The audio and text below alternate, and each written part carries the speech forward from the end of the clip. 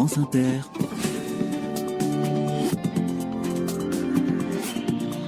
Dorothée Barba. Bonjour à toutes, bonjour à tous. Les carnets passent la semaine en Haute-Savoie. Et aujourd'hui, je donne la parole à une femme qui aime écouter les gens raconter leur vie. Elle est biographe de profession. Elle couche sur le papier les récits des anonymes qui souhaitent transmettre souvent à leurs enfants et petits-enfants. Claire Janin, qui vit dans un village de Haute-Savoie, appartient à un réseau national baptisé les Compagnons Biographes. France Inter. Carnet de campagne. Pourquoi diable les biographies seraient-elles réservées aux gens célèbres ? On peut avoir envie de laisser une trace pour ses enfants, ses petits-enfants, de raconter sa vie et son parcours. Et pour cela, il existe une association nationale qui regroupe des biographes un peu partout en France. Les Compagnons Biographes. Bonjour Claire Janin.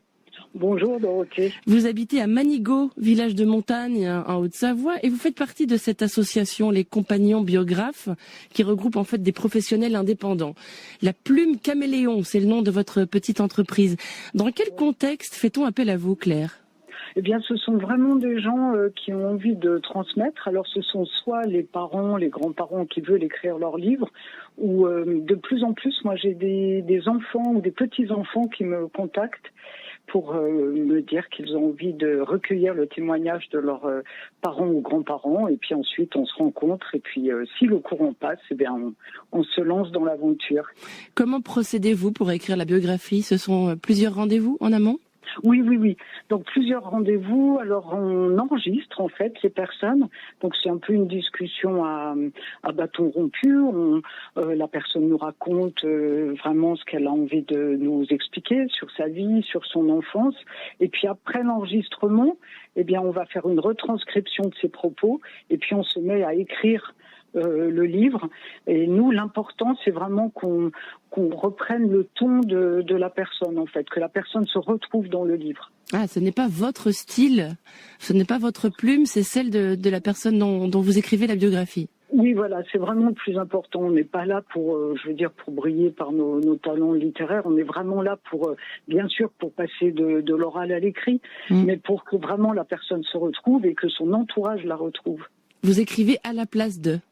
Oui, ou parfois avec vraiment la personne, si déjà elle a écrit certaines parties, mais très souvent, en fait, les gens, même s'ils étaient tout à fait capables d'écrire, se rendent compte que le fait de procéder par ces entretiens, bien, on va plus loin dans les confidences.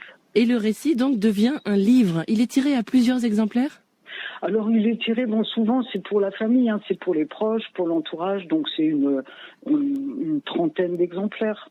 Enfin, les gens sont très fiers après d'avoir l'objet, d'avoir le livre qu'ils peuvent distribuer à leurs proches. Ça c'est vraiment un moment émouvant. Qu'est-ce que ça donne en termes de prix ? C'est variable, j'imagine, en fonction de la durée de travail pour vous ? Oui, voilà. Alors, il faut compter. Alors, surtout que nous, vraiment, au niveau des compagnons biographes, on est totalement indépendants les uns des autres au niveau de l'activité. Mais il faut compter quand même une centaine d'heures de travail pour un livre. Donc, on est des artisans et donc ça donne des budgets d'à peu près 4 000, 5 000 euros. Mais alors, c'est vrai que c'est étalé dans le temps. Enfin, ça, on fait en sorte que le budget ne soit pas un problème pour la personne. Merci beaucoup Claire Janin. La Plume Caméléon, c'est en Haute-Savoie. Bonne journée à vous.